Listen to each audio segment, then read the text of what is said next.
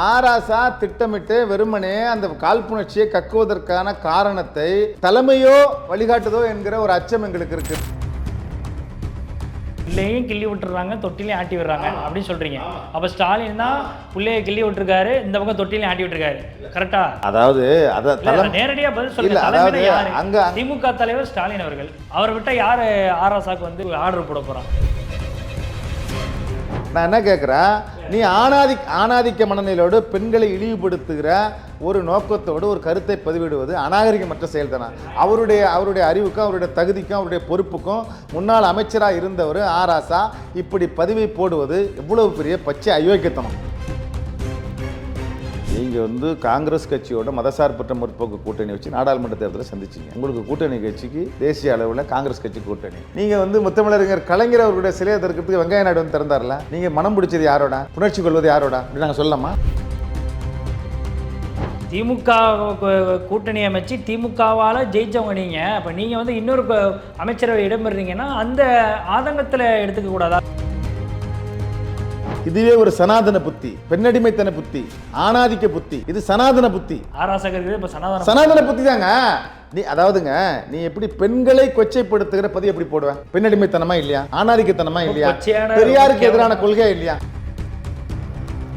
விஜய் குறுகிய காலத்தில் ஆட்சிக்கு ஆட்சியில் ஒரு அதிகாரத்தை எங்களுக்கு கொடுத்துருக்காரு, ஆட்சியில் பங்கு கொடுத்துருக்காரு, அமைச்சராக இருக்கிறாரு. நீங்கள் எத்தனை ஆண்டு காலம் இருக்கிறீங்களே, எத்தனை ஆண்டு காலம் கூட இருந்தமே, எவ்வளோ விமர்சனங்களை தாங்கிக்கிட்டோம். நீங்கள் ஏன் ஒரு இந்த விமர்சனத்தை தடுக்கிற மாதிரி நீங்கள் ஒரு அமைச்சரவையில் இடம் கொடுத்துருப்பீங்களா? இல்லை உங்களுக்கு கொடுக்க வேண்டிய ஆதரவை மறுத்துட்டு நாங்கள் விஜய்க்கு கொடுத்துட்டோமா? நீங்கள் செய்யாத சாதனையை விஜய் செய்திருக்கிறார், வெக்கி தலைக்குனிய வேண்டாமா? நீங்கள் விடுதலை சிறுத்தைகள் கட்சி திராவிட முன்னேற்ற கழகத்துக்கு எவ்வளவு உண்மையாக விசுவாசமாக நீங்கள் வெற்றி பெறுவதற்கு நாங்கள் இருந்தோம். பாவத்தை சுமந்தோம், பழிய சுமந்தோம், எவ்வளவு விமர்சனத்தை சுமந்தோம், எத்தனை பேர் சேற்றை வாரி இறைத்தார்கள், தாங்கிட்டு தான் இருந்தோம். கடைசி வரைக்கும் உறுதியாக களத்தில் நின்ற ஒரு கட்சிக்கு கொடுக்காத இம்பார்ட்டன்ஸை நேற்று வந்த கட்சிக்கு கொடுக்குறாங்க அப்படின்னா அப்போ திமுக மேலே இன்னும் நீங்கள் நம்பிக்கை வச்சுட்டு தான் இருக்கீங்களா?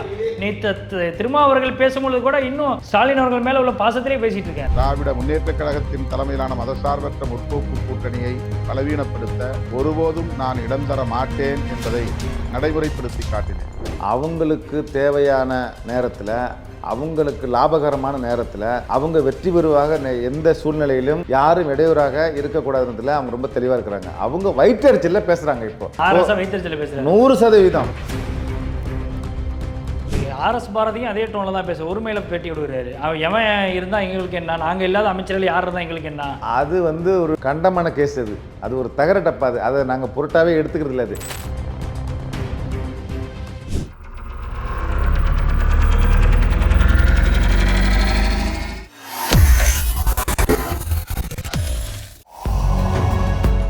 வேலை வேண்டுமா? ப்ளூ ஓஷன் இருக்கிறது.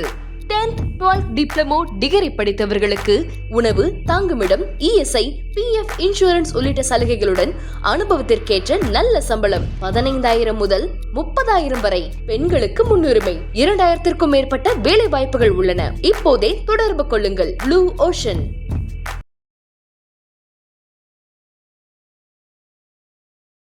ஐத்தமிழர்களுக்கு வணக்கம். இன்றைய சிறப்பு நேர்காணலில் நம்முடைய இணைந்திருப்பவர் விடுதலை சிறுத்தைகள் கட்சியின் திருவாரூர் மேற்கு மாவட்ட செயலாளர் திரு மன்னை ரமணி அவர்கள். அவரிடம் நடப்பு அரசியல் குறித்து விவாதிக்கலாம். வணக்கம். வணக்கம். எப்படி இருக்கீங்க? நல்லா இருக்கு. கடந்த தேர்தல் ரிசல்ட் வந்ததுக்கு பிறகு தொடர்ந்து பல்வேறு நகர்வுகள் எல்லாத்தையும் பார்க்கும் பொழுது விசிகாவை மையப்படுத்திய அரசியல் நகர்வுகள்லாம் தொடர்ந்து இருக்கிறத நம்மளால் பார்க்க முடியுது. ஒரு பக்கம் திமுக பக்கத்திலிருந்து கடுமையான நெருக்கடிகள் கொடுக்கப்படுது, திருமாவளவன் அவர்களை நோக்கி கடுமையான விமர்சனங்கள் எழுப்பப்பட்டு வருது. அதற்கு முக்கிய காரணம் நேற்று உங்களுடைய கட்சியை சேர்ந்த எம்எல்ஏ வன்னியரசு அவர்களுக்கு அமைச்சர் பதவி கொடுத்தது. இது மிகப்பெரிய அளவில் வரவேற்பு பெற்றாலும் கூட இன்னொரு பக்கம் அதை விமர்சனம் பண்ணக்கூடிய செயலும் நடந்துக்கிட்டு தான் இருக்குது. இதை ஒரு ஒரு கவிநடையில் பேசுகிறங்கிற பேரில் ரொம்ப ஆபாசமான முறையில் முன்னாள் மத்திய அமைச்சர் திமுகவை சேர்ந்த ஆராசா அவர்கள் கடுமையான வார்த்தையில் பயன்படுத்தி அதை பேசிட்டு பின்பு அந்த ட்வீட்டு போட்டுட்டு பின்பு நீக்கியிருக்கிறாரு. முதற்கட்டமாக அந்த ட்வீட் எப்படி பார்க்குறீங்க? முதல்ல விடுதலை சிறுத்தைகளுடைய கனவு நிறைவேறி இருக்கிறது. விடுதலை சிறுத்தைகளுடைய கனவு ஆட்சியிலும் பங்கு, அதிகாரத்திலும் பங்கு என்கிற முழக்கம் என்பது முதலிலே தேர்தல் அரசியலில் அடியெடுத்து வைக்கும்போது மூப்பனார் அவர்களோடு கூட்டணி வைத்து தேர்தலிலே கணம் காணும்போது வைத்த முழக்கம்.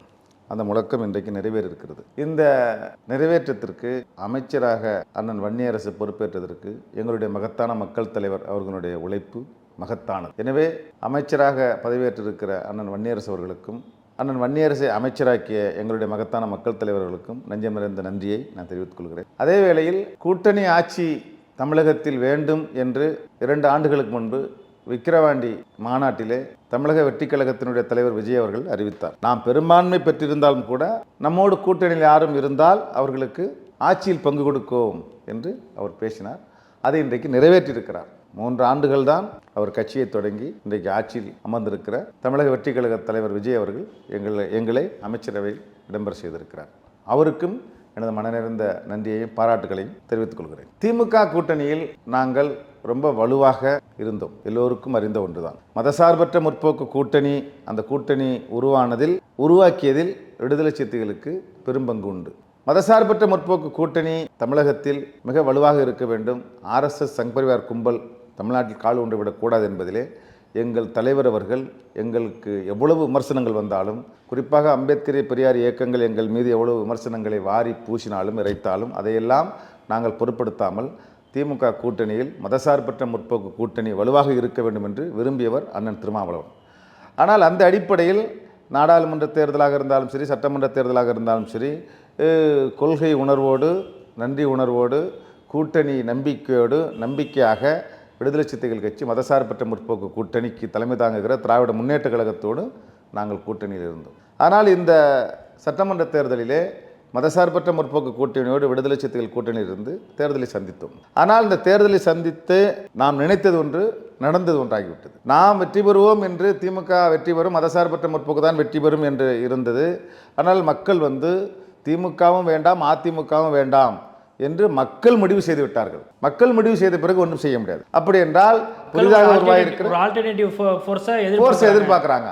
அது நிறைவேறிவிட்டது. அப்படி என்றால் தமிழக வெற்றி கழகத்தினுடைய தலைவர் விஜய் அவர்கள் 108 இடங்களை பெற்று பெரும்பான்மையில் இருக்கிறார். அவர் ஆட்சி அமைப்பதற்கு போதிய இடம் இல்லாமல் இருக்கிறார். அப்படி இருக்கிற போது அவருக்கு ஆதரவு தர வேண்டிய இடத்தில் நாம் இருக்கிறோம். ஆதரவு தர வேண்டிய இடத்தில் நாம் இருந்தாலும், ஆனால் அவர் ஆதரவை யாரிடம் கேட்கிறார் என்றால், நாம் யாரை சொல்லி அவர் விமர்சித்தோமோ அந்த அணியிடம் அவர் ஆதரவு கேட்கவில்லை. குறிப்பாக RSSனுடைய ஆதரவாளராக செயல்படுகிறார் என்று விடுதலை சிறுத்தைகள் விஜயை விமர்சனம் செய்திருக்கிறோம். அந்த விமர்சனத்துக்கு மாறாக அவர் வெற்றி பெற்ற பிறகு பாரதிய ஜனதா கூட்டணியில் இருக்கிற அல்லது அதிமுக கூட்டணியில் வெற்றி பெற்ற அந்த அணியை அவர் எதிர்பார்க்கவில்லை. அதிமுக அணியில் வெற்றி பெற்ற பாமகவை அவர் அழைக்கவில்லை. குறிப்பாக அவர் என்ன நினைக்கிறார் என்றால், அவர் நோக்கம் என்னவாக இருந்தது என்றால், மதசார்பற்ற அரசை நாம் அமைக்க வேண்டும். அப்படி மதசார்பற்ற அரசை நாம் அமைக்க வேண்டுமென்றால் மதசார்பற்ற கருத்துக்களை கொண்டிருக்கிற, மதசார்பற்ற கருத்துக்களை ஆதரிக்கிற ஜனநாயக சக்திகளாக இருக்கிற விடுதலை சிறுத்தைகள், இடதுசாரிகள், காங்கிரஸ் கட்சி, IUML இந்த இயக்கங்களுக்கு ஒரு அழைப்பு விடுக்கிறார். பகிரங்கமாக, வெளிப்படையாக அழைப்பு விடுக்கிறார். அப்படி அழைப்பு விடுக்கிற போது எடுத்த எடுப்பிலேயே காங்கிரஸ் கட்சி தாவேகாவுக்கு ஆதரவை கொடுத்து விட்டது. அப்படி காங்கிரஸ் கட்சி ஆதரவை கொடுத்து விட்ட பிறகு ஆளுநர் விஜயை அழைத்து ஆட்சி அமைப்பதற்கு காலம் தாழ்த்துகிறார்.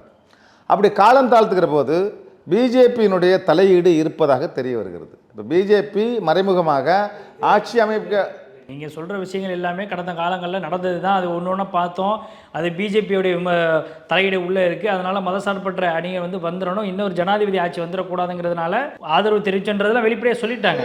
அது அதாவது ராசாவோட விமர்சனத்துக்கு நான் அதை சொல்லி தான் ஆகணும். ஏன்றா நாங்கள் ஏதோ வெறுமனே திமுகவுக்கு துரோகம் செய்து விட்டோம், நாங்கள் மட்டும்தான் துரோகம் செய்து விட்டோம், அவர்கள் திமுக ஆட்சி அமைப்பதற்கு நாங்கள் இடையூறாக இருந்த போன்று திமுக ஆட்சி அமைப்பதற்கு பெரும்பான்மை கிடைக்காமல் நாங்கள் விஜய்க்கு ஆதரவு கொடுத்ததாக காழ்ப்புணர்ச்சியை கக்குகிறார்கள். அப்படி அல்ல. தாவேகாவுக்கு ஆதரவு கொடுக்க வேண்டிய இடத்தில் நாங்கள் தடுமாறி கொண்டிருந்தோம். அந்த நேரத்தில் விசிகாவால் விஜய் ஆட்சி அமைக்காமல் போய்விடக்கூடாது என்கிற ஒரு நிர்பந்தம் ஒன்று. இரண்டாவது, நீங்கள் பாரதிய ஜனதா கட்சி இது தலையிடக்கூடாது, கவர்னர் ஆட்சி வந்துவிடக்கூடாது என்பதிலே நாங்கள் சரியாக இருந்து விஜய்க்கு ஆதரவு அளிக்கிற, ஆட்சி அமைக்கிற நிலையை நாங்கள் எடுக்கிறோம். அந்த அடிப்படையில் ஆதரவு கொடுத்து விட்டோம். ஆதரவு கொடுத்துவிட்டு நாங்கள் இருக்கிற போது அமைச்சரவையில் இடம்பெற வேண்டும் என்று தமிழக வெற்றிக் கழகம் விரும்புகிறது, நேரடியாக அழைப்பு விடுகிறது.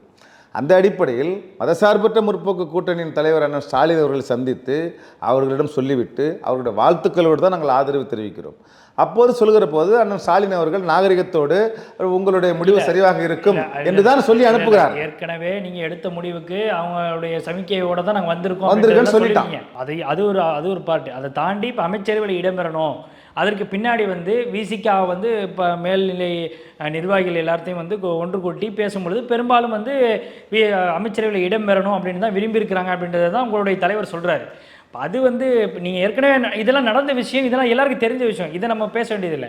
ஆராசாவுடைய கால் புரட்சிக்கு என்ன காரணம்? இல்லை, அதுதான் இவ்வளோ ப்ராசஸ் நடக்கும்போது ஆராசா திட்டமிட்டு வெறுமனே அந்த காழ்ப்புணர்ச்சியை கக்குவதற்கான காரணத்தை தலைமையோ வழிகாட்டுதோ என்கிற ஒரு அச்சம் எங்களுக்கு இருக்கு. அதுக்கப்புறம் அவர் கண்டிச்சு முன்னாள் முதல்வர் ஸ்டாலின் அவர்கள் ஒரு கண்டிச்சு இப்போ யாரும் வந்து அந்த மாதிரி கண்டிச்சொற்கள் பயன்படுத்தக்கூடாது அப்படின்னு சொல்லி 2 அமைச்சர்கள் பதவியேற்ற 2 அமைச்சர்களுக்கும் வாழ்த்து தெரிவிச்சுட்டு தானே சொல்றாரு. அப்போ எப்படி அவர் தூண்டிவிட்டு தான் சொல்றீங்களா? அப்படின்னா அண்ணனுடைய தளபதி ஸ்டாலின் அவர்களுடைய வந்து ஆலோசனையின்படி தான் அவரோட பேச்சுவார்த்தை நடத்த பிறகு தான் நாங்கள் வந்து கூட்டணி வைக்கிறோம் பேசுகிறோம் எல்லாமே பார்க்குறாங்கல்ல அவங்க. அப்போ எந்த அடிப்படையில் ஆராசா ஒரு முன்னாள் அமைச்சராக இருந்தவர், இந்த ஒடுக்கப்பட்ட சமூகத்திலேருந்து வந்தவர், திமுகவினுடைய துணை பொதுச்செயலாளராக இருக்கிறவர் எப்படி இப்படி ஒரு வன்மமான விமர்சனத்தை போடலாம்? திமுக கூட்டணி அமைச்சு திமுகவால் ஜெயிச்சவங்க நீங்கள். அப்போ நீங்கள் வந்து இன்னொரு அமைச்சரவை இடம்பெறீங்கன்னா அந்த ஆதங்கத்தில் எடுத்துக்க கூடாது. அது ஆதங்க திமுகவால் நாங்கள் ஜெயிச்சோம் அப்படின்னாக்கா எங்களால் திமுக ஜெயிச்சிருக்கேன், அதுக்கு என்ன? அப்போ அதுக்கு என்ன சொல்றது? கடந்த ஆட்சி வெற்றி பெறுவதற்கு காரணமாக இருந்தது விடுதலை சித்தைகள். அது நாங்கள் சொல்லவில்லை, திமுகவினுடைய அமைச்சர் பெருமக்கள் சொல்லியிருக்கிறார்கள். மரியாதைக்குரிய அண்ணன் ஸ்டாலின் அவர்களே, முன்னாள் முதல்வர் ஸ்டாலின் அவர்களே சொல்லியிருக்கிறார். நான் இன்றைக்கு ஆட்சியில் இருக்கிறேன் என்று சொன்னால் அதற்கு காரணம் விடுதலை சித்தைன்னு சொல்லியிருக்காரு. அப்படி என்றால் நாங்கள் ஏதோ வந்து நீங்கள் 108 இடம் வெற்றி பெற்றிருந்து அல்லது தாவேக்கா 108 இடம் வெற்றி பெற்றிருந்து உங்களுக்கு ஆதரவு கொடுக்காமல் நாங்கள் விஜய்க்கு ஆதரவு கொடுத்து விட்டோமா? நாங்கள் என்ன துரோகம் செய்து விட்டோம்? இது என்ன வந்து அருவருக்கத்தக்க அற்பமான கேவலமான தெளிவற்ற விமர்சனம் அது. அதாவது இது என்ன? இது மனமுடிப்பது ஒருத்தரோடு புணர்ச்சி கொள்வது ஒருத்தரோடு என்று சொன்னால் நீங்க அதுதாங்க நான் என்ன சொல்றேன்னா, நீங்க வந்து காங்கிரஸ் கட்சியோட மதசார்பற்ற முற்போக்கு கூட்டணி வச்சு நாடாளுமன்ற தேர்தலில் சந்திச்சிங்க. உங்களுக்கு கூட்டணி கட்சிக்கு தேசிய அளவில் காங்கிரஸ் கட்சி கூட்டணி. நீங்க வந்து முத்தமிழறிஞர் கலைஞர் அவர்களுடைய சிலையை திறக்கிறதுக்கு வெங்கைய நாயுடு வந்து திறந்தார்ல, நீங்க மனம் பிடிச்சது யாரோட? புணர்ச்சி கொள்வது யாரோட? அப்படி நாங்கள் சொல்லலாமா? அவருடைய டோனே அந்த அடிப்படையில் தானே இருக்கு. வரக்கூடிய காலங்களில் பாஜகவோட கூட்டணி வச்சாலும் தப்பு இல்லைங்கிற மாதிரி தான் அவர் சொல்லுவார். இந்த ஒப்பீட தப்புங்க. மரியாதைக்குரிய இடதுசாரி தலைவர் வாசி அவர்கள் ஒரு அறிக்கை விட்டுருக்காங்க பார்த்தீங்களா? அதாவது தேர்தல் உறவுக்கும் திருமண உறவுக்கும் ஒப்பிடுவது அநாகரிகம்னு பேசியிருக்காங்க. இது எப்படி தேர்தல் உறவு, எப்படி திருமண உறவு? இது வந்து ஒரு பெண்ணடிமைத்தனம் இல்லையா? ஆமா, அந்தந்த தேர்தல்ங்கிறது அந்தந்த சமயத்துக்கு ஏற்ப எடுக்கக்கூடிய முடிவுகள் தான். இது பெரியார் அரசியலை, பெரியார் கருத்தியலை, பெரியார் கருத்துக்களை முன்மையாக பேசிய இந்த தலைவர்கள் பேசக்கூடிய பேச்சா? ஆராசா அவர்கள் பெரியாரை பற்றி பேசியவர், பெரியாரை நன்கு அறிந்தவர். பெரியார் வந்து பெண்ணடிமைத்தனை ஒழிய வேண்டும் என்று பேசிய கருத்தியலை பேசக்கூடியவர் ஆராசா. நான் என்ன கேட்கிறேன், நீ ஆணாதிக்க மனநிலையோடு பெண்களை இழிவுபடுத்துகிற ஒரு நோக்கத்தோடு ஒரு கருத்தை பதிவிடுவது அநாகரிகமற்ற செயல் தானே? அவருடைய அறிவுக்கும் அவருடைய தகுதிக்கும் அவருடைய பொறுப்புக்கும் முன்னாள் அமைச்சராக இருந்தவர் ஆராசா இப்படி பதிவை போடுவது எவ்வளவு பெரிய பச்சை அயோக்கியத்தனம் இல்லை? இப்போ இதை நான் நேரடியாகவே கேட்குறேன். பெரியாரியவாதியான ஆராசா அம்பேத்கரியவாதியான விசிகா வந்து அமைச்சரவையில் இடம்பெறதில் அவங்களுக்கு பிரச்சனை இருக்குது அப்படின்னு எடுத்துக்கலாமா? இது நான் நேரடியாக வந்து சொல்லணுன்னாக்கா, திமுகவினுடைய நிலைப்பாடை என்னன்னு கேட்டிங்கனாக்கா, அதாவது வந்து யாராவது ஒருத்தர் வந்து கொச்சைப்படுத்தணும், இழிவுபடுத்தணுன்னாக்கா அந்த சமூகத்தை சார்ந்தவங்களை வச்சே பேசுவாங்க. அதற்கு பல சான்றுகள் இருக்குது. சட்டமன்றத்தில் தமிழக வாழ்வுரிமை கட்சியினுடைய தலைவர் அண்ணன் மரியாதைக்குரிய வேல்முருகன் அவர்கள் வந்து எதையாவது கோரிக்கை வைத்தாலோ கேள்வி எழுப்பினாலோ உடனடியாக அவர்கள் யாரை பேச சொல்வார்கள் என்றால், ஒன்று துரைமுருகனை பேச சொல்வார்கள், இல்லை என்றால் எம்ஆர்கே பன்னீர்செல்வம் பேச சொல்வார்கள், இல்லை என்றால் சிவசங்கரனை பேச சொல்வார்கள், இல்லை மற்ற சமூகத்தில் நாடார் சமூகத்திலேருந்து யாராவது ஒரு கேள்வி கேட்டால் அந்த சமூகத்தை சார்ந்தவர்கள் பேசுவார்கள். இப்போ பட்டியல் சமூகத்திலேருந்து ஒருத்தர் பேச சொன்னார்கள், ஆராசாவுக்கு இந்த பதிவை போட வேண்டிய தேவை என்ன? நிர்பந்தம் என்ன? அழுத்தம் என்ன? இவ்வளவு அருவருக்கத்தக்க கேவலமான பதிவை ஆராசாவுக்கு போட சொன்னது யார்? அண்ணன் ஸ்டாலின் அவர்கள் மரியாதையாக கண்டிக்கிறார். அதான் போட்டு நீக்கிருக்காருன்னா யார் சொன்னது? யார் போட சொன்னது? யார் நீக்க சொன்னது? ஆராசா இன்னொரு பதிவு போடுறாரு விடுதலை. அதுதான் இன்னொரு பதிவு என்ன? அதான் நீ பார்த்துருப்பீங்களா, முடத்துங்கா முடத்தொங்குன்னு சொல்லிட்டு ஒரு இது ஒரு கவிநடையில் அதுவும் வந்து ஒரு எப்படி சொன்னால் சின்ன பசங்க இருக்காங்கல்ல, அது என்ன பதிவு, அதாவது எங்கள் வீட்டு தென்னை மரம் பக்கத்து வீட்டுக்கு இளநீர் கொடுக்குறது, அதுக்கு பேர் மடத்தொங்கு. சரி, நான் கேட்குறேன், தென்னை மரம் திமுக தென்னை மரம், விசிக எப்படி ஒன்று தென்னை மரமாகும்? இது லாஜிக்கே தப்பங்க. அதாவது என் வீட்டு தென்னை மரம் பக்கத்து வீட்டுக்கு இளநீர் கொடுக்குது, ரைட்டு. அதாவது திமுக தான் உன் தென்னை மரம், விசிக எப்படி உனக்கு தென்னை மரம்? விசிகாவுக்கு கூட்டணியில் இருந்திருக்கிறீங்க, திமுகவால் விசிகா வந்து பயனடைஞ்சிருக்கு, திமுக ஓட்டுகள் பயனடைஞ்சிருக்கு. இப்போ அப்படிங்கிற பட்சத்தில் அந்த தென்னை மரத்தின் மூலமாக நீங்கள் வாக்குகளை வாங்கியிருக்கீங்கன்னு எப்படி தென்னை மரம் உங்கள் தென்னை மரம்? நீங்கள் உங்கள் தென்னை மரத்தினுடைய இளநீர் திமுக தான், திமுகவில் இருக்கிற கிளைகள் தான் உங்கள் தென்னை மரம். கூட்டணியில் இருந்தாலும் கிளைகள் எல்லாமே நீங்கள் தானே. அது எப்படி? நாங்கள் எப்படி உங்களுக்கு கிளை? நாங்கள் ஒரு பார்ட்டி, நாங்கள் ஒரு கட்சி, எங்களுக்கு ஒரு தனி தலைமை இருக்கு. எங்கள் தலைவர் திருமாவளவன். ஏன் உங்கள் தலைவருக்குமே மட்டும் ஏன் இவ்வளோ நெருக்கடி? திமுக அணி வெற்றி பெறுவதற்கு, திமுக கூட்டணி சிதையாமல் இருப்பதற்கு காரணமாக இருக்கக்கூடியவர் எங்களுடைய தலைவர், மகத்தான மக்கள் தலைவர் அண்ணன் திருமாவளவன் அவர்கள். அவர் வந்து அந்த கூட்டணியிலிருந்து வெளியேறிவிட்டால் திமுக வலுவிழந்து விடும். திமுக கூட்டணி அணி சேருவதற்கு வாய்ப்புகள் குறைவு. எனவே வலிமையாக இருக்கக்கூடிய தலைவர் அண்ணன் திருமாவளவன். ஒரு எந்த விஷயத்திலையும் யாரிடமும் சமரசம் கொள்ளாமல் கொள்கை கோட்பாட்டோடு நன்றி விசுவாசத்தோடு இருக்கக்கூடியவர் அண்ணன் திருமாவளவன். எனவே இப்போ ஐயுஎம்எல் விமர்சிக்கப்படலை, இடதுசாரிகள் விமர்சிக்கப்படலை, காங்கிரஸ் கட்சி விமர்சிக்கப்படலை. கூடுதலாக காங்கிரஸை விமர்சித்ததை விட ஐயுஎம்எல் விமர்சித்ததை விட விசிகாவுக்கு கொஞ்சம் அதிகமான விமர்சனம் எழுது. சரி, நான் கேட்குறவங்கள, நீங்கள் வந்து விஜய் வந்து குறுகிய காலத்தில் வந்து ஆட்சிக்கு வந்து ஆட்சியில் ஒரு அதிகாரத்தை எங்களுக்கு கொடுத்துருக்கிறாரு, ஆட்சியில் பங்கு கொடுத்துருக்காரு, அமைச்சராக இருக்கிறாரு. நீங்கள் எத்தனை ஆண்டு காலம் இருக்கிறீங்களே, எத்தனை ஆண்டு காலம் கூட இருந்தமே, எவ்வளோ விமர்சனங்களை தாங்கிக்கிட்டான். நீங்கள் ஏன் ஒரு இந்த விமர்சனத்தை தடுக்கிற மாதிரி நீங்கள் ஒரு அமைச்சர்கள் இடம் கொடுத்துருப்பீங்களா? இனிமேல் வரக்கூடிய காலங்கள் அதை நடக்கும். இனிமேல் அமைச்சர்கள் நான் என்ன சொல்கிறேன்னா, இப்போ கடந்த காலங்களில் இரு திராவிட கட்சிகளுமே வந்து கூட்டணி ஆட்சி அதிகாரத்தில் பங்குங்கிற விஷயத்தெல்லாம் வந்து ஒரு ஒவ்வாமை மாதிரி பார்த்தாங்க. அது வந்து இந்த தமிழ்நாட்டுக்கு வந்து சாத்தியப்படாது, தமிழ்நாட்டு மக்கள் அதை ஏற்றுக்க மாட்டாங்கன்ற மாதிரியான ஒரு தோரணையை உருவாக்குனாங்க. இன்றைக்கி அது சுக்கு நூறாக உடஞ்சிருக்கு, அந்த பிம்பம், இந்த கட்டமைக்கப்பட்ட பிம்பம் உடஞ்சிருக்கு. இப்போ இனி வரக்கூடிய காலங்களில் விடுதலை சிறுத்தைகள் கட்சிகளுடைய அந்த நிலைப்பாட்டில் இப்போ இருந்தது போல், இப்போ அமைச்சரவையில் எப்படி ஆட்சி அதிகாரத்தில் பங்குங்கிற அடிப்படையில் அதுக்கான வாய்ப்பு ஏற்பட்டுச்சோ, அந்த வாய்ப்பை அடுத்த தேர்தலில் உண்மையாகவே நீங்கள் மெஜாரிட்டியே ஒரு கட்சி வந்திருந்தாலும் கூட, நீங்கள் ஆதரவளிக்கக்கூடிய கட்சி வந்திருந்தாலும் கூட, இந்த ஆட்சி அதிகாரத்தில் பங்குங்கிற ஒரு விஷயத்தில் ரொம்ப ஸ்ட்ராங்காக இருப்பீங்களா? 100% இதை நாங்கள் மகிழ்ச்சியோடு ஏற்றுக்கொள்கிறோம். 100% 50 ஆண்டு கால திராவிட அரசியலில் செய்ய முடியாத ஒன்றை விஜய் செய்திருக்கிறார். இல்லை, அதில் அடுத்த தேர்தலே நீங்கள் தெளிவாக இருப்பீங்களா? 100%ங்க. எங்கள் மக்கள் நலனுக்காக, மக்கள் மேம்பாட்டுக்காக, ஒடுக்கப்பட்ட மக்களின் விடுதலைக்காக இப்படி ஒரு மாற்றம் நிகழ்கிற போது அதை வரவேற்க வேண்டியதுனுங்க. ஏங்க, அதிகாரத்தை அனைத்தையும் நீங்களே சுவாசிப்பீங்க. இல்லை, அதை தான் கேட்குறேன். இப்போ நீங்கள் சொல்கிறத தான் நான் டேரெக்டாக கேட்குறேன். இப்போ ஒருவேளை வரக்கூடிய தேர்தலில் நீங்கள் வாட்டவர் மதச்சார்பற்ற அணியில் ஏதோ ஒரு அணியில் நீங்கள் இருக்க போகிறீங்க. அப்போ அந்த அணியில் முக்கியமான ஒரு டிமாண்டு இந்த ஆட்சி அதிகாரத்தில் பங்குங்கிற ஒரு விஷயம் இருக்குமான்னு கேட்குறேன். இல்லைங்க, அதாவது முதல் விஜய் விதைச்சிருக்கிறார். அது உண்மையிலேயே அறுவடை செய்வதற்கான வாய்ப்பை நீங்கள் ஏற்படுத்துவீங்களா? கண்டிப்பாக ஏற்படுத்துவோம். இந்த டிமாண்டை அதிகப்படுத்துவீங்க? கண்டிப்பாக 100%ங்க. எங்க இன்றைக்கு வந்து திராவிட அரசியலில் பெரியாரி அம்பேத்கர் அரசியலை பேசி, சமூக நீதி அரசியலை பேசி, வெறும் வாய்க்குள்ளேயே வெறுமனை பேசிக்கிட்டு இருந்த, வெற்றி பேச்சு பேசிக்கிட்டு இருந்ததா ஒட்டு மொத்தமாக அடித்து நொறுக்கி தூர போட்டு 8 அமைச்சரை கொடுத்துருக்கிறாருங்க விஜய். ஆட்சியிலும் பங்கு, அதிகாரத்திலும் பங்கு நாங்கள் சொன்னோம், அதை நிறைவேற்றிருக்காரு. இன்றைக்கு 8 அமைச்சர் நினச்சி பார்க்க முடிஞ்சா? நீங்கள் சமூக நீதி, பெரியாரியம் திராவிட மாடல் பேசுனீங்களே, ஏன் நீங்கள் கொடுக்கல? விசிகா உங்களுக்கு எவ்வளோ உண்மையாக இருந்தான்?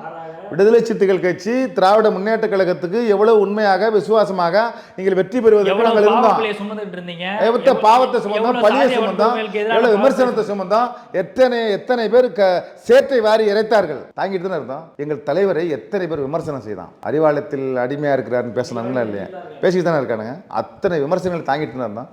அப்போல்லாம் நீங்கள் பொறுத்துக்கிட்டு தானே இருந்தீங்க. நீங்கள் தானே எல்லாத்தையும் ரசிச்சிங்க, சுவைச்சிங்க, எல்லாத்தையும் நீங்கள் தானே அனுபவிச்சிங்க. ஒரு அமைச்சர் கொடுக்கணும்னு உங்களுக்கு விருப்பம் இருந்துச்சா?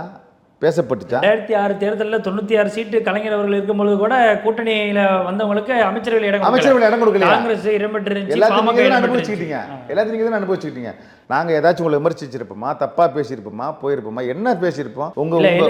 இதை நான் கேட்கணும்னு நினைச்சேன், எனக்கு தோணுச்சு. ஏன்னா விசிகா வந்து இதற்கு முன்பாக கிட்டத்தட்ட 8 வருடங்களுக்கு மேலே திமுகவோட பயணித்து பல்வேறு போராட்டங்கள், பல்வேறு சமூக நல போராட்டங்களாக இருக்கட்டும், பல மத்திய அரசு கொண்டு வரக்கூடிய திட்டங்களாக இருக்கட்டும், அதில் வந்து மக்கள் விரோத திட்டங்கள் எல்லாத்தையும் வந்து எதிர்க்கக்கூடியதில் முன்னிலையில் திமுகவோடு சேர்ந்து பயணிச்சிட்டு இருந்தீங்க. ஆனால் தேமுதிக நேற்று வருது, அவங்களுக்கு அவ்வளோ பெரிய இம்பார்ட்டன்ஸ் கொடுக்குறாங்க. 10 சீட்டு அவங்களுக்கு வந்து தூக்கி கொடுக்குறாங்க. ஆனால் நீங்கள் 10 சீட்டுக்கு மேலே நீங்கள் கேட்குறீங்க. ஆனால் உங்களுக்கு 8 சீட்டு கொடுக்குறதுக்கு பெரிய அளவில் போராட்டம் பண்ணி தான் வாங்கியிருக்கிறீங்க. அப்போது நேற்று வரை இப்போ கடைசி வரைக்கும் உறுதியாக களத்தில் நின்ற ஒரு கட்சிக்கு கொடுக்காத இம்பார்ட்டன்ஸை நேற்று வந்த கட்சிக்கு கொடுக்குறாங்க அப்படின்னா, அப்போ திமுக மேலே இன்னும் நீங்கள் நம்பிக்கை வச்சுட்டு தான் இருக்கீங்களா? நேற்று திருமாவர்கள் பேசும்பொழுது கூட இன்னும் ஸ்டாலின் அவர்கள் மேலே உள்ள பாசத்திலே பேசிகிட்டு இருக்காரு. இல்லைங்க, அதாவதுங்க, அவர் மீது நாங்கள் மிகுந்த மரியாதை வைத்திருக்கிறோம். திமுக தலைவர் முன்னாள் முதல்வர் ஸ்டாலின் மீது மிகுந்த மரியாதை வைத்திருக்கிறோம். நான் என்ன கேட்குறேன்னா, ஆராசாவுக்கு விடுதலை சிறுத்தைகள் மீது அக்கறை இருக்குமே ஆனால், விடுதலை சிறுத்தைகள் போது தமிழக வட்டி கழகத்துக்கு ஆதரவு கொடுத்ததை பொறுத்து கொள்ள முடியாமல் பதிவு போடும் ஆராசா நம்மோடு வந்து 2016 கூட்டணியில் இருக்கிற விடுதலை சிறுத்தைகள் கட்சி அண்ணன் திருமாவளவன் அவர்களுக்கு 8 சீட்டும், நேற்றைக்கு வந்து தேமுதிகவுக்கு 10 சீட்டும் கொடுக்கிறீர்களே, இது நியாயமா? இது முறையா? இது ஏற்கப்படுமா? இது வந்து கண்டிக்கத்தக்கதுன்னு என்னைக்காச்சும் பதிவு போட்டிருப்பாரா, பேசியிருப்பாரா? சொல்லுங்க. திமுக கூட்டணியில் இருந்து தேசிய முற்போக்கு திராவிடர் கழகம் எதையாச்சும் விமர்சனத்துக்கு ஆளாயிருக்கா? 2016 நாங்கள் உங்களோட கூட்டணியில் இருக்கிறோம். உங்கள் கூட்டணியில் இருக்கிற போது இந்த 5 ஆண்டு காலத்தில் ஒடுக்கப்பட்ட மக்களுக்கு 2016க்கு பிறகு 2016க்கு பிறகு அதிலிருந்து மக்கள் நல கூட்டணியிலிருந்து பிரிந்த பிறகு நாங்கள் அது பல போராட்டங்களை முன்னெடுத்து திமுக கூட்டணியில் தான் இருக்கிறோம். நாங்கள் அதுக்கப்புறம் பல தேர்தல்களை சந்தித்தோம். எல்லா தேர்தலையும் வெற்றி பெற்றிருக்கிறோம். அந்த அணி வெற்றி பெற்றிருக்கு. எடப்பாடி பழனிசாமி அவர்கள் கடும் தோல்வியை சந்தித்திருக்கிறார். அது ஒரு புறம் இருக்கட்டும். ஆனால் கடைசியில் வந்த ஒரு கட்சிக்கு 10 சீட்டு, உங்களோடு காலமாக இருக்கிற, உங்களால் பல விமர்சனங்களை எதிர்கொண்டிருக்கிற, உங்களால் பல பழிகளை சுமந்திருக்கிற எங்களுக்கு 8 சீட்டு. இது தொண்டர்கள் மத்தியில் வந்து மன வருத்தத்தை ஏற்படுத்தாதா? ஆராசாக்கு மன வருத்தத்தை ஏற்படுத்தலையா? அப்போ ஏற்படுத்தலையா? அப்போயே அப்படிப்பட்ட பதிவை போட வேண்டியதுதானே? அப்போ எல்லாம் உங்களுக்கு அக்கறை இல்லை. முதல்ல நீங்க யார்? நான் கேட்குறேன், ஆராசா யார் வந்து விடுதலை சிறுத்தைகளுக்கு இப்படி ஒரு பதிவை போடுறதுக்கு யார்? எங்கள் வளர்ச்சியில மட்டும் இல்ல, முஸ்லீம் லீக்கை சேர்த்தா விமர்சனம் பண்றாரு தாங்க. அதாவது இது இந்த விமர்சனம் வந்து எப்படிப்பட்ட விமர்சனம்? அரசியல் இத்தனைக்கு நீங்க கூட ஒரு 10 வருஷம் தான் கூட வந்துட்டு இருக்கீங்க. கட்சி ஆரம்பிச்சல பாதி வருஷம் 50 வருஷ காலமா வந்து திமுகவோட கூட்டணியில் இருக்கக்கூடிய ஒரு கட்சி முஸ்லீம் லீக். அதாவதுங்க, அவங்களுக்கு தேவையான நேரத்தில், அவங்களுக்கு லாபகரமான நேரத்தில் அவங்க வெற்றி பெறுவாக எந்த சூழ்நிலையிலும் யாரும் இடையூறாக இருக்கக்கூடாதுன்றதுல அவங்க ரொம்ப தெளிவாக இருக்கிறாங்க. அவங்க வயிற்றறிச்சலில் பேசுகிறாங்க. இப்போ 100%. இது வந்து ஆராசா அவராக தனியாக போடப்பட்ட பதிவாக நான் பார்க்கல. அண்ணன் ஸ்டாலின் கண்டிச்சிருக்கிறார், நாங்கள் வரவேற்கிறோம். ஆனால் இந்த இவ்வளோ பெரிய வன்மத்தை வந்து கேட்கக்கூடிய இடத்துல யார் ஆராசாவுக்கு என்ன தேவை? அதை வந்து நம்மக்கிட்ட நேர்காணல் கொடுத்த ஜேர்னலிஸ்ட் மணி அவர்கள் கூட அதை பண்ணையார்த்தனம்னு சொல்கிறாரு. முழுக்க இது ஆதிக்கம் பண்ணையார்த்தனம் தான். அது இந்த மேட்டிமைத்தனத்தை அவங்க வந்து மறு சீராய்வு பண்ணணும். இந்த தோல்விக்கு என்ன காரணம்? நான் என்ன கேட்குறேன்னா, என்னுடைய கேள்வி என்னன்னாக்கா, நீங்கள் வந்து பெரியாரியம் பேசுகிறீங்க, சமூக நீதி பேசுகிறீங்க, நீங்கள் கடைகோடி வெகுஜன மக்களிடத்தில் இது போய் சேர்ந்துருக்கா? ஏங்க, முந்தா நாள் கட்சி ஆரம்பிக்கிறாரு, நேற்று தேர்தலை சந்திக்கிறது, நீ வெற்றி பெறாருங்க. இன்ஸ்டாகிராம்லேயே பிரச்சாரத்தை முடிச்சாரு. என்ன பேசியிருக்கீங்க நீங்க? நாம என்ன பேசியிருக்கிறோம்? நீங்க திராவிடத்தை பேசுறீங்க, பெரியாரை பேசுறீங்க, இரட்டை குவளை முறை இருக்குங்க. இன்னும் இரட்டை குவளை முறை இருக்கு, இரட்டை சுடுகாடு இருக்கு, கோயிலுக்குள் நுழைய முடியல, வன்கொடுமை நடக்குது, மிகப்பெரிய அட்ராசிட்டிஸ் நடக்குது, வேங்கவேல் பிரச்சனை, பல பிரச்சனைகள் இருக்கு. இந்த பிரச்சனைகளுக்கு எல்லாம் சரி செய்வதற்கு, ஒடுக்கப்பட்ட மக்கள் பாதிக்கப்பட்டா நேரடியாக களத்துக்கு போய் நிற்பதற்கு யார் தயாரா இருக்கீங்க? பண்ணையார்த்தனத்தையும் மேட்டிமைத்தனத்தையும் வச்சுக்கிட்டே இருந்தால் எப்படி வெற்றி பெற முடியும்? சொல்லுங்க, எப்படி வெற்றி பெற முடியும்? நீங்க எந்த ஆய்வுக்கும் உட்படுத்த மாட்டீங்க, தோத்தத்துக்கான ஆய்வு செய்ய மாட்டீங்க, ஏன் தோத்துருக்குறோன்னு களத்தில் போய் நின்று ஆய்வு பண்ண மாட்டீங்க. கிளை செயலாளர்கிட்டையோ, ஒன்றிய செயலாளர்கிட்டையோ, முகாம் செயலாளர்கிட்டையோ, வார்டு உறுப்பினர்கிட்டையோ, ஒன்றிய கவுன்சிலர்கிட்டையோ, மாவட்ட கவுன்சிலையோ அழைச்சி என்ன காரணம்னு கேட்க மாட்டீங்க, எதுவும் பேச மாட்டீங்க. ஆனால் நீங்கள் தோத்தத்துக்கான காரணத்தை எதையுமே ஆய்வு செய்யாமல், வெற்றி பெற்றவங்களுக்கு அந்த ஆதரவு கொடுக்காம, நாங்கள் வந்து சன்பரிவார் கம்பல் உள்ளே வந்துடக்கூடாது, ஆளுநராட்சி வந்துடக்கூடாதுன்னு நினச்சி நாங்கள் வந்து தமிழ்நாட்டு மண்ணையும் மக்களையும் பெரியாரியத்தையும் சமூக நீதியையும் பாதுகாக்கிறதுக்கு தயாராக இருக்கிற எங்களை நீங்கள் விமர்சனம் பண்ணுவீங்களா? உங்களுக்கு ஆதரவு கொடுத்தா நாங்கள் நல்லவங்க. அப்போ நீங்கள் என்ன தவறு செஞ்சாலும் நாங்கள் உங்கள் கூடவே இருக்கணும். இப்போ ஆர்எஸ் பாரதியும் அதே டோனில் தான் பேச ஒருமையில பேட்டி விடுகிறாரு. அவன் எவன் இருந்தால் எங்களுக்கு என்ன, நாங்கள் இல்லாத அமைச்சர்கள் யார் இருந்தால் எங்களுக்கு என்ன. அது ஒரு கண்டமான கேஸ். அது ஒரு தகர டப்பா. அதை நாங்கள் பொருட்டாவே எடுத்துக்கிறது இல்லை. அது எப்படின்னா அதை தலைமையிலே மதிக்கிறது இல்லை. எதையாச்சும் பேசி மீடியா நானும் ஆமாம் தலைமையை மதிக்கலையே, அவர் தான் தலைமை நிலைச்செயலாளர். ஆமாம், அவர் தலைமை நிலைச்செயலாளர். அதை நாங்கள் ஒரு பொருட்டாவே எடுத்துக்கிறது இல்லை. அது ஒரு கண்டமான பீஸ். அது வேஸ்ட். அது பேசி பிரயோஜனம் இல்லை. அது தலைமைக்கும் அது வயதுக்கும் தலைமை நிலைச்ச பொறுப்புக்குன்ற பொறுப்பு மாதிரியா பேசுது? அது சொல்லுங்கள், அது அப்படியே பேசுது? அதெல்லாம் நாங்கள் பொருட்டாவே எடுத்துக்கிறது இல்லை. அது எதாச்சும் சொல்லி அது இருப்பத்தக்க வைக்கிறதுக்காக பேசுது. அதே டோனில் தான் அப்போ ஆர்எஸ் பாரதி இவர் ஆராசம் பேசுகிறேன், இருப்பை தக்க வைக்கணும், திமுக தன்னை முன்னிலைப்படுத்திக்கிட்டே இருக்கணுங்கிற. அதாவது எங்கள் மீது வைக்கக்கூடிய விமர்சனத்தை ஆராசாவை வைத்து வைக்க சொல்கிறார்கள் நாங்கள் புரிஞ்சுக்கிறோம். யார் வைக்க சொன்னோம்? தலைமை தான் வைக்க சொல்லியிருக்கோம். ஆனால் ஸ்டாலின் அவர்கள் அது கடும் சொற்களால் பேசக்கூடாதுன்னு சொல்லி கண்டிச்சிருக்கிறாரு. அதை நாங்கள் வரவேற்கிறோம். நீங்கள் சொல்கிறது எப்படின்னா, அப்போ புள்ளையும் கிள்ளி விட்டுறாங்க, தொட்டிலையும் ஆட்டி விடுறாங்க அப்படின்னு சொல்கிறீங்க. அப்போ ஸ்டாலின் தான் புள்ளையை கிள்ளி விட்டுருக்காரு, இந்த பக்கம் தொட்டிலையும் ஆட்டி விட்டுருக்காரு.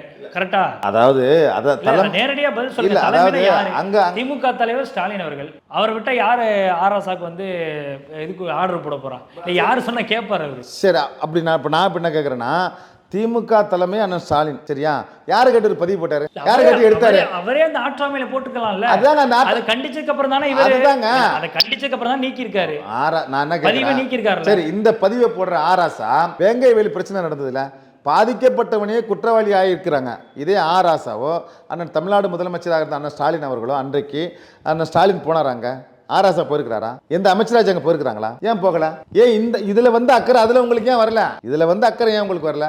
மேல்பாதிக்கு அண்ணன் ஸ்டாலின் போயிருக்கிறாரா? ஆராசா போயிருக்கிறாரா? பெரம்பலூர்ல அவர் மாவட்டத்தில் தேர் உள்ள போகல, பட்டியல் சமூக மக்களுக்கு போயிருக்கிறாரா? ஆட்சி யாருது? உங்களுது. அதிகாரம் யார்கிட்ட இருந்துச்சு? உங்ககிட்ட இருந்துச்சு. உயர்நீதிமன்றம் உத்தரவு போட்ட பிறகும் அங்கே அனுமதிக்கல. யார் காரணம்? இது யாருக்கு அவ பேரு? நாங்கள் கூட்டணியில் இருந்தோம்ல, உங்களுக்கு எங்களை என்னென்ன திட்டினாங்க கேட்டாங்களா இல்லையா? திமுக கூட்டணியில் விடுதலை சிறுத்தைகள் இருக்குது, இவ்வளோ ஒடுக்கப்பட்ட மக்களுக்கு பாதிப்பு நடக்குது, கேட்க மாட்டாங்கன்னு கேட்டாங்களா இல்லையா? அன்றைக்கு விமர்சனத்தை வாங்கிக்கிட்டது யாரு? யோசிக்காதா? பாவப்பள்ளி நீங்க தானே சுமந்துட்டு இருக்கீங்க. அப்புறம் இல்லை, எங்கள் அப்பா எல்லாம் எங்கே போனீங்க? இன்றைக்கு கொடுத்த அந்த பேட்டியில் கூட ரொம்ப விரக்தி மனநிலையில தான் உங்களுடைய தலைவர் பேசுகிறாரு. ஏன்னா பல விஷயங்களில் இப்போ காங்கிரஸ் ஒரு நடவடிக்கை, ஒரு முடிவு எடுத்தாங்க, கம்யூனிஸ்டுகள் ஒரு முடிவு எடுத்தாங்க, இந்த மற்ற கட்சிகள் எல்லாமே முடிவு எடுத்தாங்க. அதை யாரும் தடுக்க முடியாது. மதச்சார்பற்ற அணி உறுதியாக இருக்கணுங்கிறதுல கடந்த தேர்தல் முழுக்க நாங்கள் அதை உறுதியாக நாங்கள் செயல்படுத்தினோம். அதனால தான் அதுக்கு முன்னாடி என்னென்ன ஆசைகள்லாம் காட்டப்பட்டுச்சு அதெல்லாம் உடச்சி தான் நாங்கள் உறுதியாக அந்த களத்தில் நின்னோம். ஆனால் இப்போது எல்லாரையும் விட அதிகமாக விசிகா மீது என் மீது தான் அதிகமாக வன்மத்தை கக்குறாங்கன்னு சொல்லி இதையங்க திமுக தலைமை வன்மையாக கண்டிக்கணும் ஆராசாவை. ஏன் சொல்றேன்னா, இதுவே ஒரு சனாதன புத்தி, பெண்ணடிமைத்தன புத்தி, ஆணாதிக்க புத்தி, இது சனாதன புத்தி. ஆராசகர்கள் இப்போ சனாதன புத்தி தாங்க. அதாவதுங்க, நீ எப்படி பெண்களை கொச்சைப்படுத்துகிற பதிவு எப்படி போடுவேன்? பெண்ணடிமைத்தனமா இல்லையா? ஆணாதிக்கத்தனமா இல்லையா? பெரியாருக்கு எதிரான கொள்கையா இல்லையா? இந்த பதிவு பெரியாருக்கு எதிரான பதிவா இல்லையா? இதுல சனாதனம் இருக்கா இல்லையா? அப்ப நீங்க சனாதனத்தை பத்தி பேசுறீங்க, ஆனா சனாதனத்தினுடைய கருத்தை உயர்த்தி பிடிக்கிறீங்க, சனாதனத்தினுடைய கருத்தை பதிவு பண்றீங்க. இது என்ன? பெண்களை கொச்சப்படுத்த கூடாதுன்னு தானே திராவிட இயக்கம். தன் மேல எந்த நடவடிக்கையும் எடுக்க மாட்டாங்க, தலைமை எந்த நடவடிக்கையும் எடுக்காதுங்கிற ஒரு அகம்பாவத்தில் பேசுறாரு. அப்போ அதனாலதான் அவருடைய தனக்கான இருப்பை தக்க வச்சுக்கணுங்க. பாரு, நமக்காக எப்படி வேலை செய்யறாரு பாரு, நமக்காக எப்படி பதிவு போடுறாரு பாரு அப்படின்னு பேசுனேன். அதாவது தன் விரலை எடுத்து கண்ணை குத்தக்கூடிய நிலைமை இருக்குல்ல, என் விரலை எடுத்து என் கண்ணை குத்துறது அப்படின்ற மாதிரி தான் இருக்குது. அது திமுக அந்த நிலைப்பாட்டை திமுக தலைமை விரும்பாதுன்னு நான் நினைக்கிறேன். இப்படிப்பட்ட விமர்சனங்களை அந்தந்த சமூகத்தை சார்ந்தவங்களுக்கு அந்தந்த சமூகத்தை சார்ந்தவங்களை வச்சு பதில் சொல்ல வைக்கிறதுன்றது அது ஒரு அரசியல் அநாகரிகம் மற்ற செயல். அதை நான் பார்க்குறேன். எனவே நீ அண்ணன் தலைவர் திருமாவளவன் அரசியல் மாண்பை காக்கக்கூடியவர், அரசியல் பக்குவத்தோடு நடக்கக்கூடியவர். கூட்டணி கட்சி தலைவர்களாக இருந்தாலும் சரி, எதிர்கட்சி கூட்டணியில் இருக்கக்கூடிய தலைவர்களாக இருந்தாலும் சரி, ரொம்ப பக்குவமாக அணுகக்கூடிய, மரியாதையோடு பழகக்கூடியவர் அண்ணன் தலைவர் திருமாவளவன். சரிங்களா? அவரை ஆராசா அவருடைய பொறுப்புக்கும் அவருடைய வயதுக்கும் அவர் வகுத்த பதவிக்கும் அவர் அமைச்சராக இருந்த ஒட்டுமொத்த நன்மதிப்பையும் கெடுக்கிற பதிவு அவர் கெடுத்துக் கொள்கிறார். மல்லாக்கப்படுத்திக் கொண்டு எச்சை துப்பினால் எங்கே விழும்? அப்படித்தான் அவர் செய்கிறார். யாரை கொச்சைப்படுத்துகிறாய் நீ? தமிழ்நாட்டில் நடக்கிற எத்தனை பிரச்சனைகளுக்கு விடுதலை சிறுத்தைகள் குரல் கொடுத்துடும். ஒரே ஒரு ட்வீட் ஆராசா போட்டிருப்பாரா? ஒரே ஒரு கண்டனம் தெரிவிச்சிருப்பாரா? 144 தடை உத்தரவு போடாமல் இருக்கும் பட்சத்தில் பல லட்சம் பேர் திரண்டானா இல்லையா? யார் கேட்டாரா? வேங்கவேல் பிரச்சனையில் அந்த மக்களை சந்திக்க விடுதலை சிறுத்தையினுடைய 2ஆம் இடத்துக்கு போக முடியல. அன்றைக்கு இருந்த காவல்துறை யாருடையது? ஆர்எஸ் கேட்டிருப்பாரா? எத்தனை வன்கொடுமைகள் நடந்துகிட்டு இருக்கு தமிழ்நாடு முழுமைக்கும்? திராவிட முன்னேற்ற கழகம் ஆட்சியில் இருக்கும்போது எவ்வளவு பிரச்சனைகள் நடந்தது? ஆர்எஸ் கேட்டிருப்பாரா? உங்களுடைய கொடி ஆர்எஸ் இதுல என்ன முனைப்புன்னு கேட்கிறேன். விடுதலை சிறுத்தைகள் கட்சி திமுக கூட்டணியில் இருக்கும்போது விடுதலை சிறுத்தைகள் கொடியேற்ற முடியல. நம் கூட்டணியில் கட்சியில் இருக்கிற விடுதலை சிறுத்தைகள் கட்சி கொடியை ஏன் ஏற்ற முடியவில்லை? இது கண்டிக்கத்தக்கது. ஆர்எஸ் பதிவு போட்டிருப்பாரா? ட்வீட் பண்ணிருப்பாரா? ஏன் கேட்கல? ஆர்எஸ்க்கு இப்ப என்ன பிரச்சனை இருக்கு? என்ன தேவை இருக்கு? அவர் மீது நாங்கள் மதிப்பு வச்சிருக்கிறோம், மரியாதை வச்சிருக்கிறோம். அது எல்லாமே போயிடுச்சு. இப்போ உன் மீது வைத்திருந்த மதிப்பு மரியாதை அத்தனையும் சிதைந்து போயிட்டேன். யாருக்காக? விடுதலை சிறுத்தைகள் கட்சி ஒரு தனித்துவமான இயங்குகிற கட்சிங்க. திமுகவில் இருக்கக்கூடிய கொள்கை கோட்பாட்டை விட மிக உன்னதமான கோட்பாடு விடுதலை சிறுத்தைகளுடைய கொள்கை கோட்பாடு. உங்களுடைய கொள்கை கோட்பாடு என்ன? நீங்க அந்த கொள்கை கோட்பாட்டுக்கு நிகழ நடந்துக்கிறீங்களா? நாங்க நடந்துக்கிறோம், விடுதலை சிறுத்தைகள் நடந்துக்கிறோம். சாதி ஒழிப்பை பத்தி நீங்க பேசிக்கிட்டு இருக்கீங்க. என்ன நடைமுறைப்படுத்திருக்கீங்க? மேலவளவு முருகேசன் படுகொலைக்கு யார் காரணம்? மேலவளவு முருகேசன் வந்து விடுதலை சிறுத்தையில் இருந்தாரா? திமுகவில் இருந்தாரு. மேலவளவு முருகேசன் வந்து ஊராட்சி மன்ற தலைவராக நிக்கணும்னு சொல்லி திமுகவில் போட்டியிடும் போது வெட்டி கொண்டது யாரு? வேடிக்கை பார்த்தது யார்? இன்னைக்கு எந்த இயக்கத்தில் இருந்தாரு? திமுக ஆட்சியில் இருக்கும்போது திமுக சார்பில் வெற்றி பெற்ற ஊராட்சி மன்ற தலைவர்கள் மயிலாடுதுறையில் நாற்காலியில் அமரமில்ல. RS tweet பண்ணியிருப்பாரா? பதிவு போட்டிருப்பாரா? கண்டிச்சிருப்பாரா? ஸ்டாலினை சந்திச்சு அந்த பட்டியல் சமூக தலைவர் ஊராட்சி மன்ற தலைவர் உடனே அமர வைக்கணும்னு பேசியிருப்பாரா? பேசியவர் அண்ணன் திருமாவளவன். முன்னெடுத்த இயக்கம் விடுதலை சிறுத்தைகள் கட்சி. உங்களுக்கு பேச யோக்கியதே கிடையாது. ஆர்எஸ்க்கு யோக்கியதே கிடையாது பேசுறதுக்கு. என்ன பேசுறீங்க நீங்க? உங்க கூட கூட்டணியில் இருந்துகிட்டு உங்களுக்கும் உங்க மனசு நோம நடந்துக்கணும்னு சொல்லிட்டு ஒடுக்கப்பட்ட மக்களின் பிரச்சனையை முன்னெடுத்து போராடி இயக்கம் விடுதலை சிறுத்தைகள் கட்சி அதன் தலைவர் அண்ணன் திருமாவளவன். அண்ணன் திருமாவளவன் பரிசு தான் இதா? ஆமா, அதற்கான பரிசு தான் இது. இவ்வளவு கொச்சையா 40 ஆண்டு காலம் இந்த மக்களுக்காக தன்னை அர்ப்பணித்திருக்கிற தலைவன் அண்ணன் திருமாவளவனை நீ வந்து எவ்வளவு மனம் முடிப்பது ஒருவனோடு புணர்ச்சி கொள்வதோடு எவ்வளவு அருவருக்க. படிப்பறிவு இல்லாதவங்க கூட இப்படி பதிய போட மாட்டான். நாகரிகம் இல்லாதவங்க கூட இப்படி பதிய போட மாட்டான். தன்னை ஒரு இலக்கியவாதியாக காட்டுறதுக்கு என்ன இலக்கியவாதி? சொல்ல வச்சு முயற்சி என்ன இலக்கியவாதி? எவ்வளவு அசிங்கப்பட்டு நிக்கிற பண்ணி லட்சம் விடுதலை சிறுத்தைகள் காரி உமிழ்றான் உன்னை. எப்பேற்பட்ட தலைவர் இந்த தமிழ்நாட்டில் வந்து இருக்கிறாரு. எல்லா பத்திரிகையாளர் கேட்டார்னா திருமாவளவன் 5 கலைஞருக்கு சமம் அப்படி சொல்றாங்க. அப்படிப்பட்ட ஒரு அறிவார்ந்த தலைவர், ஒடுக்கப்பட்ட மக்களினுடைய விடுதலைக்காக தன்னை ஒப்படைச்சிட்டு இருக்கிற தலைவர், எவ்வளவு அறிவு செறிந்த தலைவர். நீ அவரை போயிட்டு உன்னுடைய இருப்பை தக்க வச்சுக்கிறதுக்கு, உன்னுடைய துணை பொதுச் செயலாளர் பதவியை தக்க வச்சுக்கிறதுக்கு நீ அடுத்து எம்பி சீட் வாங்கணுன்றதுக்காக வேண்டி யாரை கொச்சைப்படுத்துறது? என்ன நீங்க ஆட்சி அமைக்கிறதுக்கு இடையூறா நாங்க இருந்துட்டோமா? இல்ல உங்களுக்கு கொடுக்க வேண்டிய ஆதரவை மறுத்துட்டு நாங்க விஜய்க்கு கொடுத்துட்டோமா? நீங்கள் செய்யாத சாதனையை விஜய் செய்திருக்கிறார். வெக்கி தலைகுனிய வேண்டாமா? நீங்க 8 அமைச்சர் கொடுத்திருக்காருங்க. கூட்டணி கட்சிகளுக்கு ஆட்சியில இடம் கொடுக்கறதே பெரிய விஷயம் கிடையாது.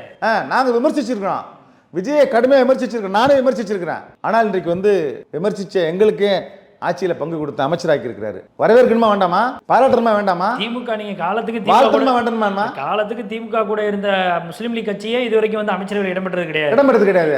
விசிகாவும் இடம்பெற்றது கிடையாது. அப்படிப்பட்ட ஒரு சூழலை உருவாக்கி கொடுக்கிறாருன்னா அதை வரவேற்று அதை மகிழ வேண்டிய நேரத்தில் இந்த மாதிரியான ஒரு கொச்சையான வார்த்தை பயன்படுத்துறாங்கல்ல. அமைச்சரை வரவேற்கிறத விடுங்க. உள்ளாட்சி எலெக்ஷன்ல தேர்தலில் வெற்றி பெற்று எங்க சேர்மன் ஆகிறதுக்கோ ஒன்றிய பெருந்தலை ஆகிறதுக்கோ இடம் கொடுக்கலங்க, ஒத்துக்கல. அப்படிலாம் இருந்துச்சு. எவ்வளோ போராட்டம் நடந்துச்சு. அப்போ ஆர்எஸ் குரல் கொடுக்க வேண்டியதுனா? ஆர்எஸ் பதிவு போட வேண்டியதுனா? ஆர்எஸ் நேரம் அண்ணன் தளபதி ஸ்டாலினை சந்திச்சு அவங்களுக்கு கொடுக்க வேண்டிய ஒன்றிய பெருந்தலைவர் நம்ம ஒத்துக்கிட்டோம், அதை கொடுங்க. நகரமன்ற தலைவர் நம்ம ஒத்துக்கிட்டோம், கொடுங்க. ஒப்புக்கொண்டதை அப்படியே கொடுக்கணும் பேசியிருக்காரு ஆர்எஸ். அன்னைக்கெல்லாம் வராதுன்னு இன்னைக்கு எதுக்கு வர்ற? அன்னைக்கு வராதுன்னு எதுக்கு வர்ற? நீ ஒடுக்கப்பட்ட மக்களுக்கு பிரச்சனை நடந்தால் வரமாட்டேன். விடுதலை சிறுத்தைகளுக்கு குறைவாக சீட்டு கொடுத்து அதை கேட்க மாட்டேன். நீ விடுதலை சிறுத்தைகளுக்கு குறைவாக சீட்டு கொடுத்து புதிதாக வந்த கட்சிகளுக்கு அதிகமாக சீட்டு கொடுத்து அதெல்லாம் நீ கேட்க மாட்டேன். விடுதலை சிறுத்தைகள் நாங்கள் தாவேக்கோட கூட்டணி வைக்கிறோம், தாவேக்கோட அமைச்சரில் இடம்பெறோம், உங்கள் கூட்டணியில் இருக்க மாட்டோம் நாங்கள் சொல்லாது எங்கள் உரிமை. எங்களை கொச்சைப்படுத்துவது நீ யார்? திமுக கட்சி அப்படி என்றால் திமுக நீ விசுவாசமாக இருக்க வேண்டும் என்றால் அதை சார்ந்தா நீ பதிவு போடணும். விடுதலை சிறுத்தை விமர்சிப்பதற்கு, தரந்தாழ்ந்து விமர்சிப்பதற்கு நீ யார்? எனவே மிகப்பெரிய 50 ஆண்டு கால திராவிட கட்சிகள் பேசி வந்த அரசியலை முற்றிலுமாக இன்றைக்கு 3 ஆண்டு காலத்தில் ஆட்சியை அமைத்து மிகப்பெரிய சாதனையை படைத்திருக்கிறார். சமூக நீதியை பாதுகாத்திருக்கிறார். ஆதித்திராவிட நலத்துறை என்பதை சமூக நீதித்துறை என்று மாற்றிய விஜய் அவர்களுக்கு எனது மனம் நிறைந்த பாராட்டுகளையும் வாழ்த்துக்களையும் தெரிவித்துக் கொள்கிறேன். நிச்சயமாக பல்வேறு கேள்விகளுக்கு ரொம்பவே தெளிவாக பேசுகிறேன். எங்களுடைய அரங்கிற்கு நேர்காணல் அளித்திருக்க நன்றி.